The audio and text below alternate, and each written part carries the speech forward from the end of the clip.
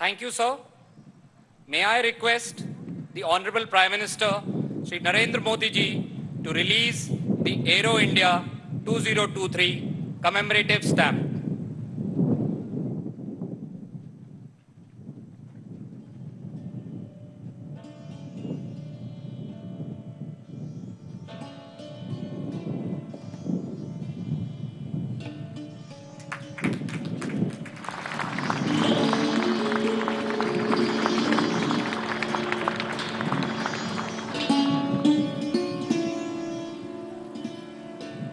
Thank you, sir. It is my privilege to request the Honorable Prime Minister, Shri Narendra Modi ji, to kindly address the distinguished gathering of Aero India 2023.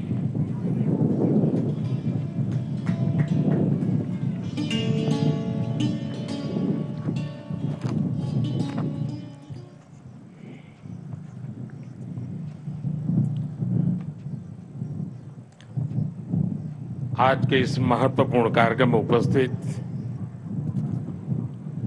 Karnataka के governor Shri, मुख्यमंत्री श्री, रक्षा मंत्री राजनाथ सिंह जी, मंत्रिमंडल के मेरे अन्य सदस्य, देश विदेश से आए डिफेंस मिनिस्टर्स, इंडस्ट्री के सम्मानित प्रतिनिधि, अन्य सभी महानुभाव, देवी और सज्जनों, मैं एरो इंडिया के रोमांचक पलों का गवाह बन रहे सभी साथियों का अभिनंदन करता हूं। बेंगलुरु का आसमान आज नए भारत के सामर्थ्य का साक्षी बन रहा है। बेंगलुरु का आसमान आज इस बात की गवाही दे रहा है कि नई ऊंचाई नए भारत की सच्चाई है। आज देश नई ऊंचाइयों को छू भी रहा है और उन्हें पार भी कर रहा है। साथियों, एरो इंडिया का ये आयोजन भारत के बढ़ते हुए सामर्थ्य का उदाहरण है। इसमें दुनिया के करीब 100 देशों की मौजूदगी होना दिखाता है कि भारत पर पूरे विश्व का विश्वास कितना बढ़ गया है। देश विदेश के 700 से अधिक एग्जीबिटर्स इसमें अपनी भागीदारी कर रहे हैं। इसने अब तक के पुराने सारे रिकॉर्ड तोड़ दिए हैं। इसमें भारतीय एमएसएमईज भी हैं, स्वदेशी स्टार्टअप भी हैं और दुनिया की जानी मानी कंपनियां भी हैं। यानी एरो इंडिया की theme the runway to a billion opportunities, जमीन से लेकर आकाश तक हर तरफ नजर आ रही है। मेरी कामना है आत्मनिर्भर होते भारत की ये ताकत ऐसे ही बढ़ती रहे। साथियों, यहां एरो इंडिया के साथ ही डिफेंस मिनिस्टर्स कॉन्क्लेव और सीईओज राउंड टेबल इसका भी आयोजन किया जा रहा है। दुनिया के विभिन्न देशों की सहभागिता, सीईओज की ये सक्रिय भागीदारी एरो इंडिया के ग्लोबल पोटेंशियल को और बढ़ाने में मदद करेगी। ये मित्र देशों के साथ भारत की विश्वसनीय भागीदारी को आगे ले जाने का भी एक माध्यम बनेगा। मैं इन सभी इनिशिएटिव्स के लिए डिफेंस मिनिस्ट्री और इंडस्ट्री के साथियों का अभिनंदन करता हूं। साथियों, एरो इंडिया एक और वजह से बहुत खास है। ये कर्नाटका जैसे भारत के टेक्नोलॉजी और टेक्नोलॉजी की दुनिया में जिसकी महारत है, एडवांस है, ऐसे राज्य कर्नाटका में हो रहा है। इससे एरोस्पेस और डिफेंस में नए अवसर पैदा होंगे। इससे कर्नाटका के युवाओं के लिए नई संभावनाएं खुलेगी। मैं कर्नाटका के युवाओं से भी आह्वान करता हूं, टेक्नोलॉजी को फील्ड में आपको जो महारत हासिल है उसे रक्षा क्षेत्र में देश की ताकत बनाइए। आप इन अवसरों से ज्यादा जुड़ेंगे तो डिफेंस में नए इनोवेशंस का रास्ता खुलेगा। साथियों, जब कोई देश नई सोच, नई अप्रोच के साथ आगे बढ़ता है तो उसकी व्यवस्थाएं भी नई सोच के हिसाब से ढलने लगती है।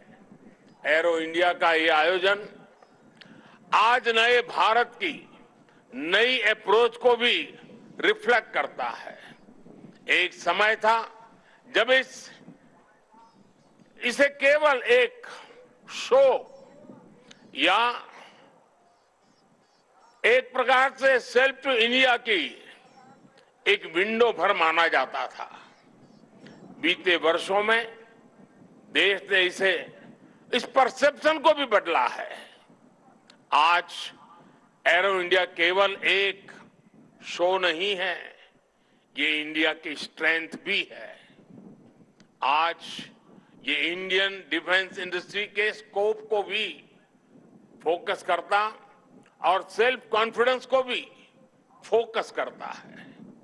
ऐसा इसलिए क्योंकि आज दुनिया की डिफेंस कंपनियों के लिए भारत केवल एक मार्केट ही नहीं है, भारत आज एक पोटेंशियल डिफेंस पार्टनर भी है। ये पार्टनरशिप उन देशों के साथ भी है जो डिफेंस सेक्टर में काफी आगे हैं, जो देश अपनी रक्षा जरूरतों के लिए एक भरोसेमंद साथी तलाश रहे हैं। भारत उनके लिए भी एक बेहतर पार्टनर बनकर आज उभर रहा है। हमारी टेक्नोलॉजी इन देशों के लिए कॉस्ट इफेक्टिव भी है और क्रेडिबल भी है। हमारे यहां बेस्ट इनोवेशन भी मिलेगा और ऑनेस्ट इंटेंट भी आपके सामने मौजूद है। साथियों, हमारे यहां कहा जाता है प्रत्यक्षम किम प्रमाणम, अर्थात प्रत्यक्ष को प्रमाण की आवश्यकता नहीं होती। आज भारत की संभावनाओं का, भारत के सामर्थ्य का प्रमाण हमारी सफलताएं दे रही है। आज आकाश में गर्जना करते Tejas fighter planes make in India के सामर्थ्य का प्रमाण है। आज हिंद महासागर में मुस्तैद aircraft carrier INS Vikrant make in India के विस्तार का प्रमाण है।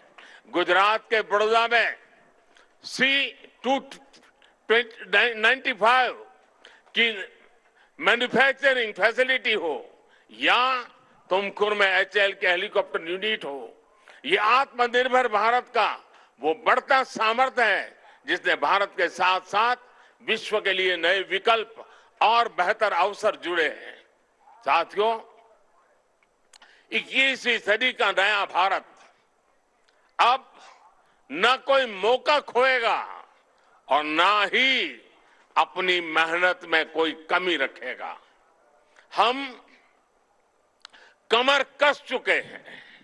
हम रिफॉर्म्स का रास्ते पर हर सेक्टर में रिवॉल्यूशन ला रहे हैं।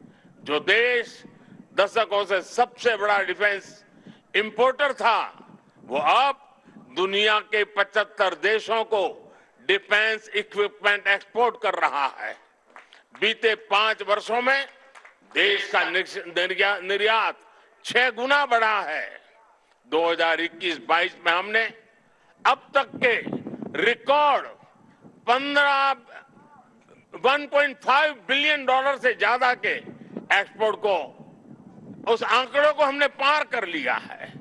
फ्रेंड्स, आप भी जानते हैं कि डिफेंस एक ऐसा क्षेत्र है जिसकी टेक्नोलॉजी को, जिसकी मार्केट को और जिसके बिजनेस को सबसे कॉम्प्लिकेटेड माना जाता है। इसके बावजूद भारत ने बीते 8-9 साल के भीतर अपने यहां डिफेंस सेक्टर का कायाकल्प कर दिया है। इसलिए हम इसे अभी केवल एक शुरुआत मानते हैं। हमारा लक्ष्य है कि 2024-25 तक हम एक्सपोर्ट के इस आंकड़े को 1.5 बिलियन से बढ़ाकर 5 बिलियन डॉलर तक ले जाएंगे। इस दौरान किए गए प्रयास भारत के लिए एक लॉन्च पैड की तरह काम करेंगे। अब यहां से भारत दुनिया के सबसे बड़ा डिफेंस मैन्युफैक्चरिंग देशों में शामिल होने के लिए तेजी से कदम बढ़ाएगा और इसमें हमारे प्राइवेट सेक्टर और इन्वेस्टर्स की महत्वपूर्ण भूमिका रहने वाली है।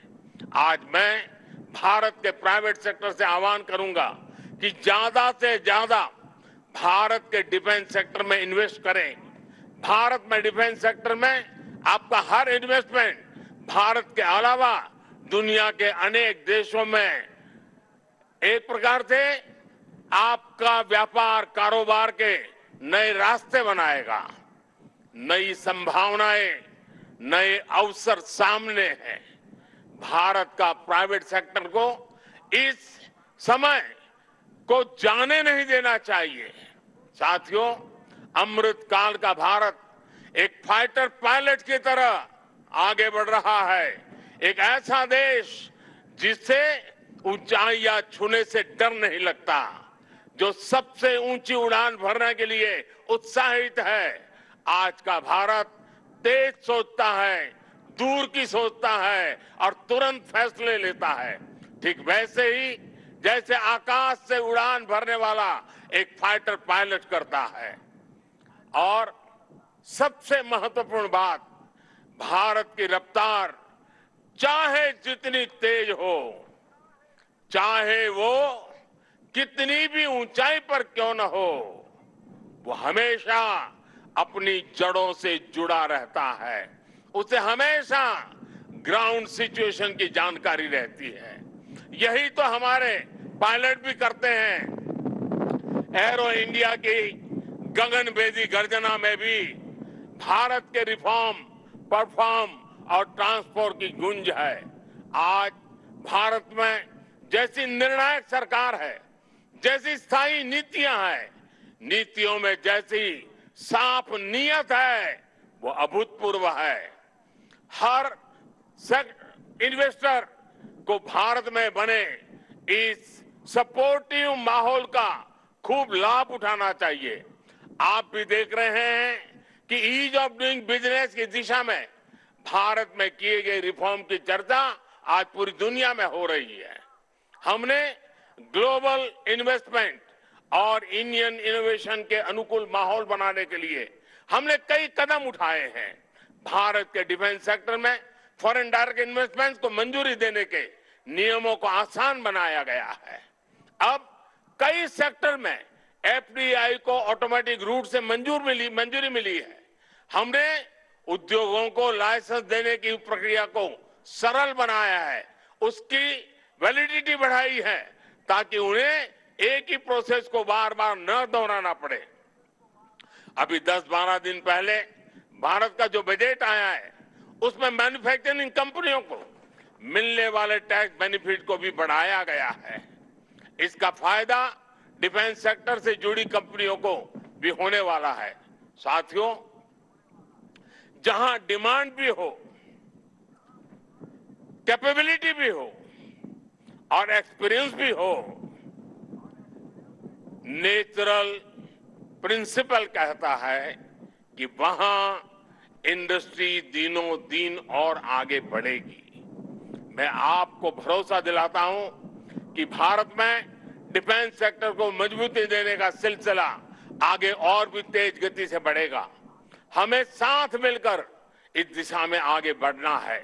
मुझे विश्वास है आने वाले समय में हम एरो इंडिया के और भी भव्य और शानदार आयोजन के गवाह बनेंगे। इसी के साथ आप सभी का एक बार फिर बहुत बहुत धन्यवाद करता हूं और आप सबको अनेक अनेक शुभकामनाएं देता हूं। भारत माता की जय।